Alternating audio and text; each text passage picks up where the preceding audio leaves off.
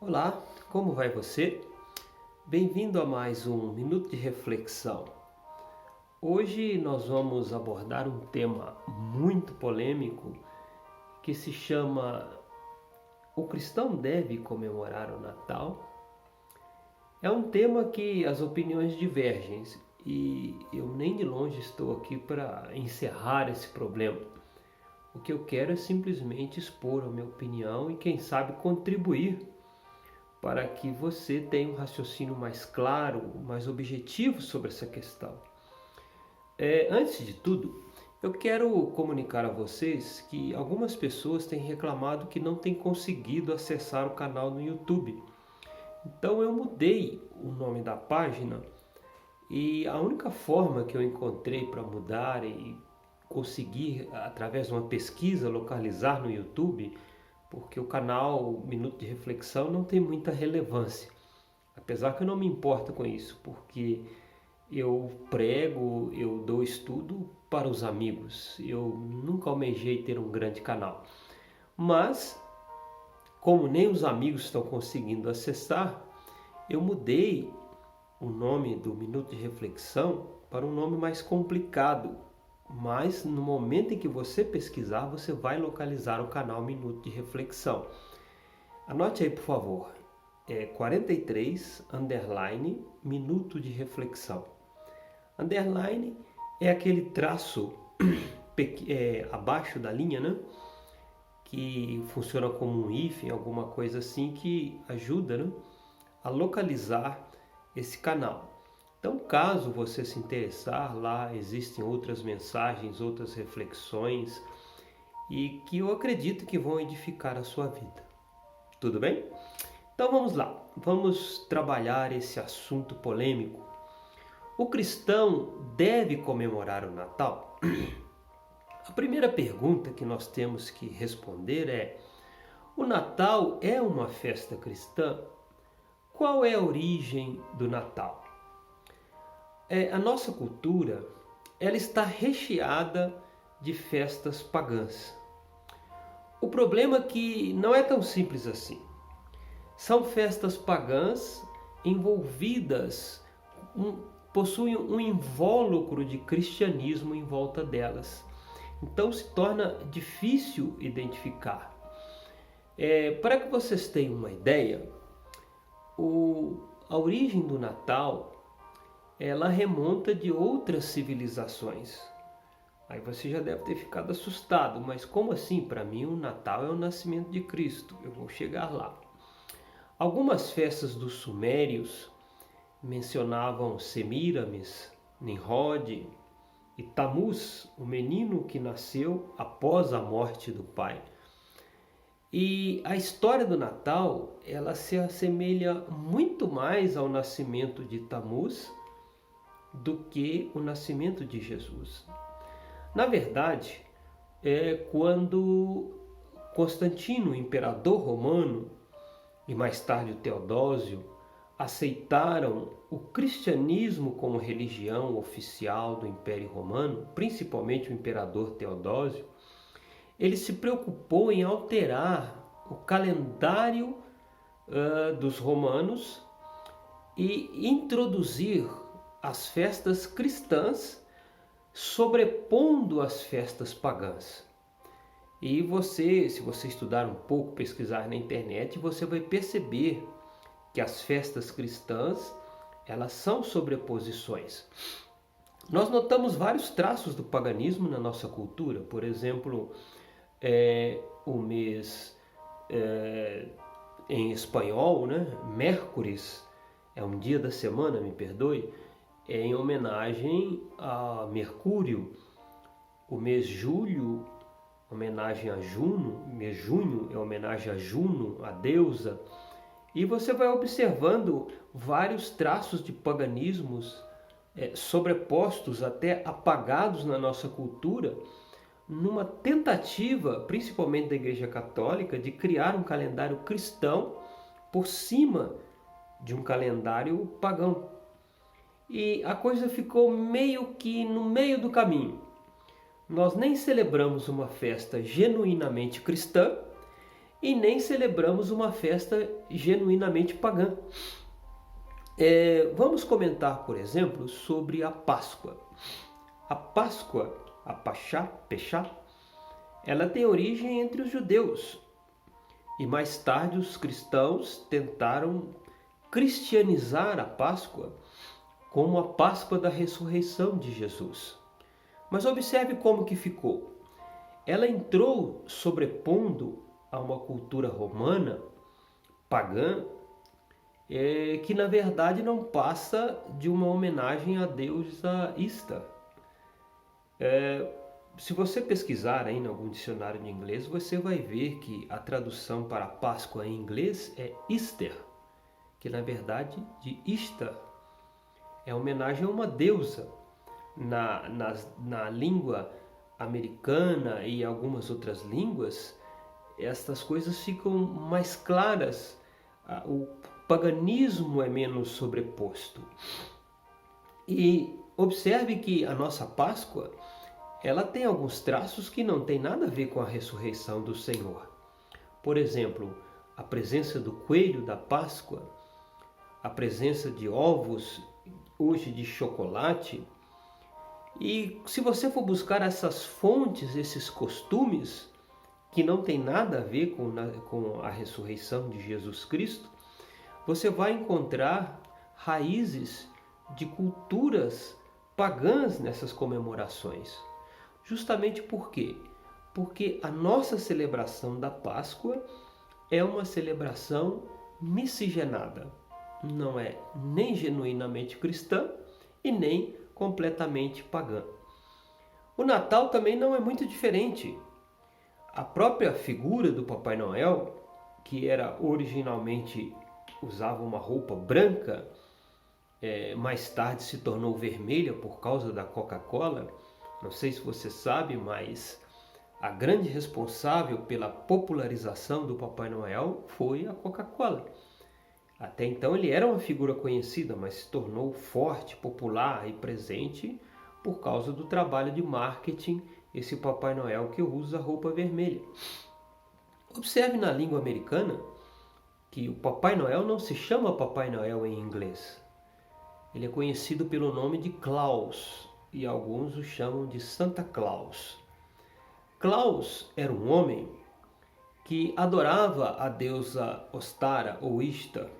A divindade muda de nome conforme a cultura. Lá na origem suméria, o seu nome seria Semiramis. E como as pessoas naquele meio nórdico, alguns não aceitavam aquele culto, ele tinha o hábito até então de, numa certa época do ano, distribuir brinquedos de madeira para as crianças que as suas famílias adorassem a Ostara. E para que ele soubesse quais as casas que moravam os adoradores de Ostara, era colocado na porta uma guirlanda, essa mesma guirlanda que você usa com bolinhas e com luzes enfeitando a porta da sua casa, nada mais é do que um símbolo de um adorador de Ostara. Então, quando Klaus passava ali com aquele saco de brinquedos de madeira que ele mesmo tinha confeccionado e via a guirlanda na porta, ele entendia, ali está um adorador de Ostara. E eles aceitarão o presente em homenagem a Deus Ostara. E ali era entregue, então, o presente para aquelas crianças. Por que o Natal é comemorado no dia 25 de dezembro? Porque Constantino e mais tarde Teodósio, como eu já disse, na intenção de sobrepor a data de um culto pagão, colocaram ali o nascimento de Jesus naquela data. Você sabe que é impossível que Jesus tenha nascido no dia 25 de dezembro. Você pode até criar uma hipótese que Jesus nasceu no outro dia do ano, mas no dia 25 de dezembro é impossível, mesmo porque Jesus nasceu num período que não era inverno. Isso me faz lembrar de comentar com você a imagem do presépio que você tem em casa, dos reis magos visitando Jesus recém-nascido. Aquela imagem é falsa, ela jamais aconteceu. Dá uma lida na sua Bíblia, você vai ver que quando os magos visitam Jesus, eles chegam bem depois do nascimento de Jesus, e Jesus não estava mais na manjedoura, ele estava em casa. Está escrito na sua Bíblia, dê uma conferida, por favor. E é bem provável que quando bateram a porta, lógico, é uma brincadeira da minha parte, o próprio Jesus tem aberto a porta. É um exagero, me desculpe a ironia. Mas eles não compareceram no dia do nascimento de Jesus. Mas aquela figura do presépio é algo que traz um encantamento, que traz uma fantasia, mas acredite, não condiz com a realidade dos fatos. Mas, voltando à ideia de Constantino, para sobrepor a festa do Solis Invictus, do Deus Sol, que é o mesmo Apolo, que é o mesmo Nimrod, vão mudando os nomes conforme as culturas, mas é o mesmo Deus. Para sobrepor a esta festa, ele colocou o dia do nascimento do Senhor no dia 25 de dezembro, na intenção de cristianizar o povo, quem sabe até mesmo à força. Mas, como eu disse a você, a festa ficou meio que no meio do caminho, nem totalmente cristã e nem totalmente pagã. Tanto que nós mantemos a tradição de dar presentes, de usar a guirlanda, a figura de Papai Noel, o Claus, o adorador de Ostara, continua presente na nossa cultura. E há até aqueles que nem se lembram de Jesus nesse dia, não é verdade? É um dia de muita comida, muita bebida, mas não se fala de Jesus. Note que esse tipo de adaptação, conforme eu já disse, está presente em quase todas as festas cristãs que nós celebramos. Vamos continuar o nosso raciocínio. Comemorar o Natal contamina o homem? Essa é uma questão. Talvez você esteja em dúvida, se eu comemorar o Natal, isso vai me contaminar? Eu tive a oportunidade de ver na internet um debate sobre esse assunto entre duas pessoas que diziam que os cristãos americanos nem estão mais usando aquela célebre frase que o mundo inteiro conhece, Merry Christmas, que na nossa língua seria algo paralelo a Feliz Natal. E aquelas pessoas criticando essa posição, dizendo que o Natal é uma tradição que deve ser mantido. E até que ponto isso nos contamina de fato? É uma pergunta de difícil resposta. Na verdade, essa é uma opinião puramente minha. Eu acho que se nós devêssemos realmente celebrar um calendário e festas que são importantes, acredite, o calendário é muito mais importante e espiritual do que você pensa. Mas eu creio, na minha humilde opinião, que nós deveríamos celebrar as festas judaicas. São festas bonitas, são festas em memorial às obras de Deus e a maioria delas aponta para Jesus Cristo, o Messias. Muito mais do que as nossas festas que nós temos hoje. Em Israel, mesmo com esse lindo calendário, alguns judeus celebravam um ritual que se chama Choro a Tamuz. Está lá registrado no livro de Jeremias.